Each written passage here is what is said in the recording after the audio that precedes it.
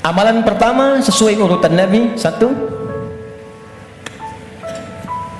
kita gunakan yang ini dulu. Kalimat thayyibah.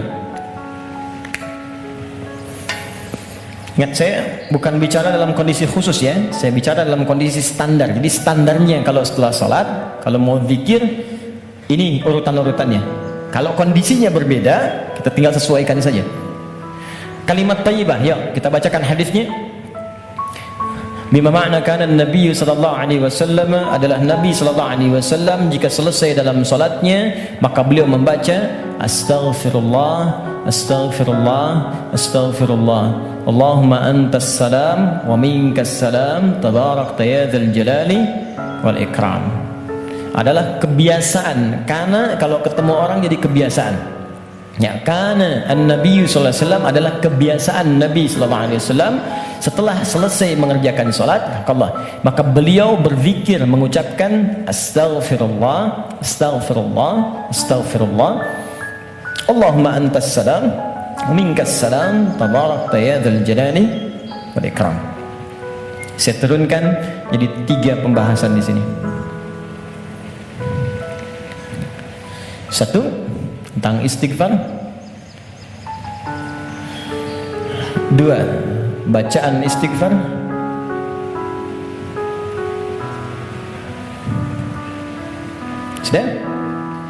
3, cara istighfar. Oke.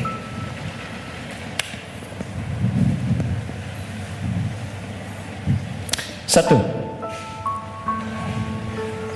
sunnah pertama selesai menunaikan salat itu istighfar. Dari kalimat astaghfirullah. Apa itu istighfar? Istighfar itu gini, asalnya katanya ghafara, ghain, fa, kemudian ra, ditambah ista. Setiap ada ista artinya minta. Ghafara itu mengampuni, ghufran ampunan, istighfar minta ampun. Minta ampun. Di dalam Al-Quran kalimat ghafara dan turunannya disandingkan dengan dosa. Dosa, ya, turunan dari ghafara, ghafir.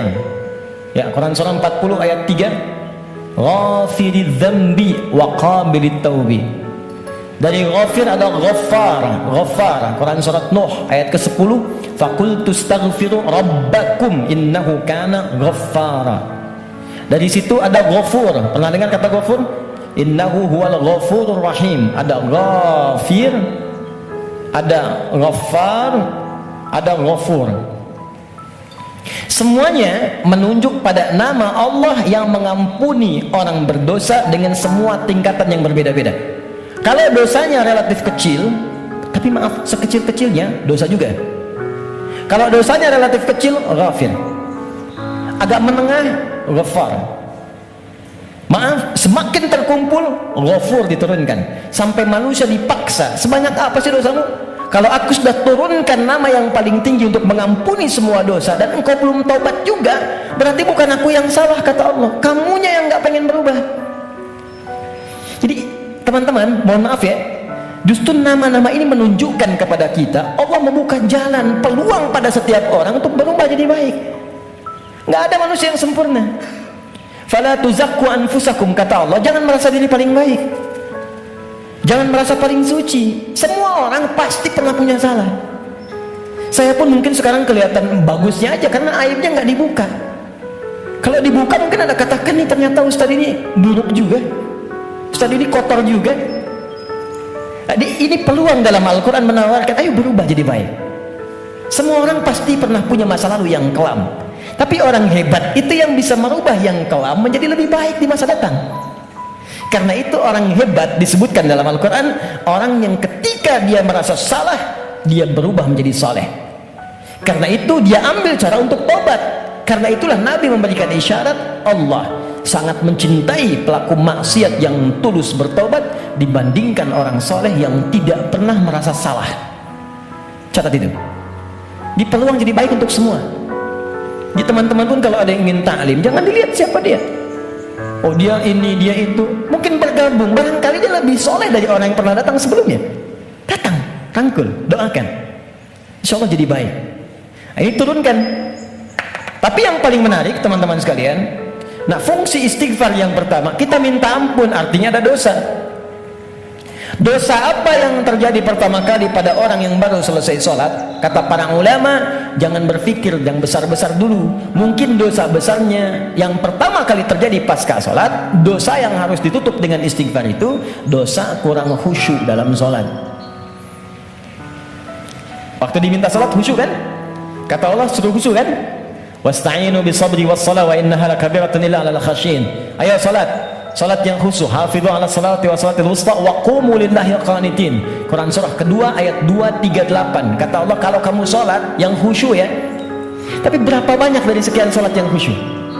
Bahkan baru takbir sudah kurang khusyuk. Allahu akbar, katanya Allah yang akbar. Katanya Allah yang besar. Tapi kok tiba-tiba pekerjaan jadi besar?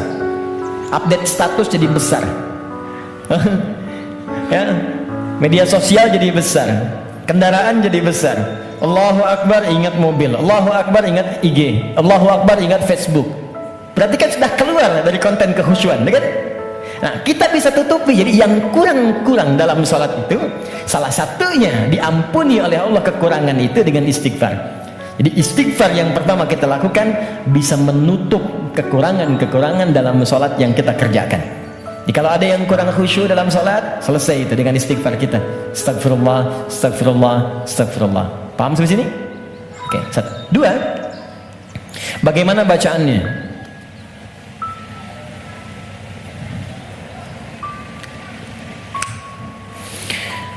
Teman-teman sekalian,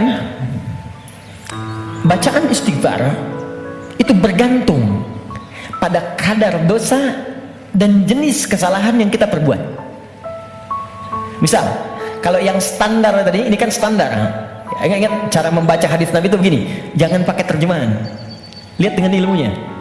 Jadi kalau Nabi katakan ini bukan berarti harus begini saja, kalau yang lain tidak, bukan. Kumpulkan dulu semua referensinya, baru kita lihat. Yang tadi, yang singkat, itu bacaan standar. Astagfirullah, astagfirullah, astagfirullah. Itu standar. Standar kita baca untuk menutupi kekurangan dalam sholat.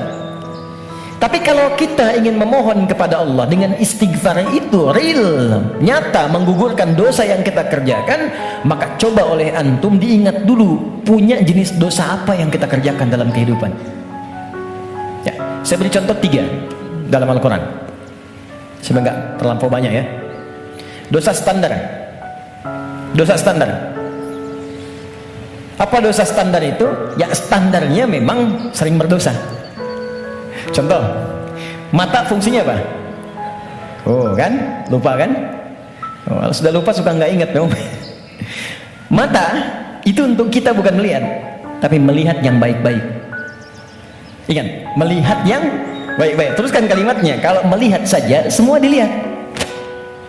Tapi ketika Anda ikutkan melihat yang baik, berarti ada yang boleh dilihat, ada yang tak boleh dilihat. Yang baik itu yang dilihat. Ketika mata melihat yang tak baik, berarti salah. Kalau salah, berpeluang dosa. Gambar tak baik, nggak boleh dilihat. Tayangan tak baik, nggak boleh dilihat. Digi, maaf sekali kalau kurang menyenangkan kalimatnya, tapi karena saya sayang dengan Anda. Saya sayang, saya khawatir nggak bisa berjumpa di suatu saat nanti. Dan saya nggak tahu saya pun di mana. Tapi karena saya sayang pada Anda, saya sampaikan kalimat ini. Kalau dipandang saya nggak boleh, apalagi dilakukan, maka jangan jadi pelakunya. Melihat aurat orang saja yang tampaknya nampak, nggak boleh dilihat, terus Anda jadi pelakunya, jadi bintangnya gitu. Maka berapa banyak dosa Anda kumpulkan dari situ. Nah, jadi ketika mata saja, ini kan mata peluang melihat yang tak baiknya banyak. Ya Anda keluar dari sini, Videotron muncul. Jangankan keluar, buka handphone ada gambar, WhatsApp ada iklan. Anda lihat status, yang lihat status istri orang. Terus sebaliknya. Ya, salah? Tidak. Tapi kalau syahwat datang, jadi keliru. Salah bicara, coba tunjukkan pada saya. Sampai jam sekarang saja, teman-teman, jam 11 ini, berapa kali mata salah lihat? Telinga salah dengar. Pikiran salah menangkap. Lisan salah bicara, sampai ujung kaki. Maka untuk menutup itu ada zikir standar yang kalau dibacakan kita memohon kepada Allah, lisan yang salah tempat, mata yang salah tempat, telinga yang salah fungsi bisa ditutup oleh Allah dosa-dosanya. Salah menempatkan sesuatu disebut dengan zalim namanya. Zalim itu keliru menempatkan sesuatu bukan pada tempatnya. Gelas untuk minum, gayung untuk mandi. Ada orang mandi pakai gelas, minum pakai gayung. Zalim. Mata melihat yang baik, ketika dipakai melihat yang tak baik, zalim namanya. Maka ada zikir untuk menutup perbuatan zalim dan minta rahmat kepada Allah untuk mengampuni dosa-dosa yang tertuang dalam perbuatan zalim itu. Itu di Quran surah ke-7 ayat ke-23. Dan zikir itu sudah diajarkan oleh Nabi Adam sejak pertama turun dari surga ke bumi. Rabbana zalamna anfusana wa illam taghfir lana wa tarhamna lanakunanna minal khasirin. Quran surah ke-7 ayat 23. Oke. Kalau teman-teman pengen baca untuk menutup dosa-dosa itu, kita tahu nih banyak dosa misalnya. Atau mohon maaf saya tes dulu atau saya tes lagi. Barangkali ada yang merasa dosanya masih sedikit. Yang nggak punya dosa hari ini siapa? Boleh angkat tangan. Oke. Yang sedikit. Yang banyak. Kayak saking banyaknya kita sulit angkat kan? Karena merasa ada, karena standar. Ini apalagi sekarang peluangnya banyak tuh. Saya barusan protes tuh di pagi tadi. Saya mengingatkan pada media-media, kenapa sih sekarang banyak menampilkan yang buruk-buruk tayangannya? Sehingga jadi tutorial maksiat gitu. Sekarang maksiat tuh ada tutorialnya. Coba, Allahu Akbar, saya di jalan aja mau ke sini, buka berita isinya pembunuhan, perampokan, gini itu. Apa nggak ada yang baik-baik diberitakan? Orang itu kan apa yang diberitakan, pasti itu yang dilihat. Jadi kalau Anda membuat tayangan bagus punya dilihat juga. Jadi kalau bisa bikin yang soleh, kenapa membuat yang salah? Kalau bisa membuat yang baik, ya teman-teman nih ya, misal Anda nih ikut project, bekerja di situ. Jadi kalau Anda semuanya kompak kerjakan yang baik, ya kan ikut kok semuanya. Siapa mau mainkan yang buruk-buruk? Jadi kalau kita bisa mengerjakan yang mulia, kenapa harus mencari sesuatu yang tidak baik?